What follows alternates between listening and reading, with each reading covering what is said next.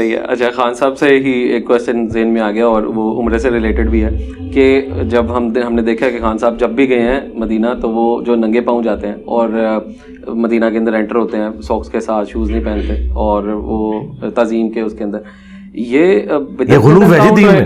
ہاں سرکار یہ کوئی ادب نہیں ہے. اور اس طرح ہمارے بھی پاکستان کے اندر بھی یہ جب یعنی کسی بزرگ کا آتا ہے کوئی ان کا عرس وغیرہ آتا ہے تو ادھر سے ٹولیاں نکلتی ہیں پیدل ننگے پاؤں. اسی طرح یہ محرموں بھی تو یہ وہی چیز ہی ہے جو ادھر ہو رہی ہوتی ہے. اور وہی دیکھیں یہ جو پروٹوکول ہے نا وہ صرف ہے مسجد کا یا کوئی ایسی مقدس جگہ جس کو اللہ نے بنایا ہے, بیت المقدس, مسجد نبوی, بیت اللہ شریف. اس کی اصل وہ قرآن میں ہے کہ جب وادی طوا میں داخل ہوئے تھے تو قرآن میں آیا کہ اے موسیٰ اپنے جوتے اتار دو, تم ایک مقدس وادی طوا میں ہو. یہ اس سے انہوں نے ڈیٹیکٹ کیا ہے, لیکن اس کی حرمت تو اللہ نے رکھی تھی نا, انہوں نے اسے ایکسٹراپولیٹ کیا, ہر جگہ اپلائی کیا ہوا ہے. حرم کہتے تو ہیں مطلب حجاز نہیں, حرم نہیں, نبی علیہ السلام حرم میں رہتے تھے تو کیا صحابہ کرام ننگے پاؤں پھرتے تھے؟ مجھے بتائیں جس نبی کے ساتھی خود دیتے تھے کہ حضور علیہ السلام یہاں سے گزر کے گئے ہیں, ان صحابہ کو تو جوتیاں اتارنی چاہیے تھی نا. ٹائم قیامت تک بتائیں کہ ابوبکر, عمر, عثمان و علی جو ننگے پاؤں پھرتے تھے مدینہ شریف کے اندر. یہ غلو ہے, دین میں غلو ہے, یہ کوئی محبت کا اظہار نہیں ہے. ورنہ مجھے بتائیں مولا علی سے بڑا کون عاشق رسول ہے؟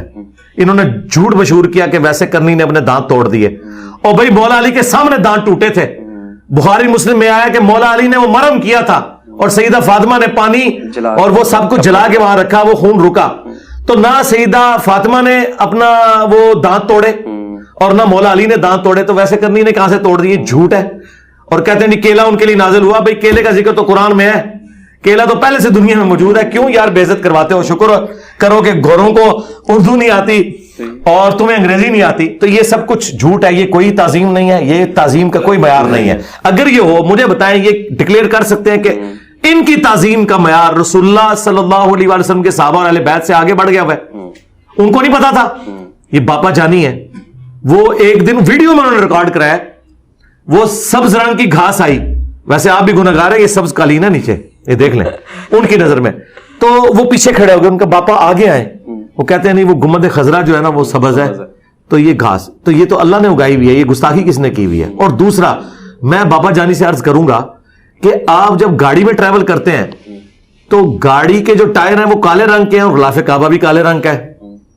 جراب تو چلو کالی آپ بدل لوگے, کوئی اور پہن لوگے. جس جہاز میں آپ ٹریول کرتے ہیں اس جہاز کے ٹائر بھی کالے کلر کے ہیں, کیونکہ سب سے آپٹیمل کلر یہی ہے ربڑ کے لیے.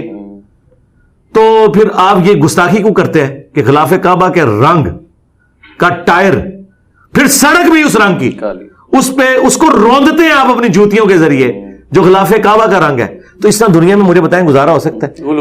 غلو ہے بالکل. اس وقت جب خان صاحب گئے تھے, میں نے اس وقت بھی میری ویڈیو آئی تھی کہ یہ کوئی, اور یہ خان صاحب کو آپ سنگل آؤٹ نہ کریں, خان صاحب سے پہلے بھی دنیا میں یہ تحفے موجود ہیں جنہوں نے خان صاحب کا یہ ذہن اس حوالے سے خراب کیا ہے اور اس طرف ان کو ڈی ٹریک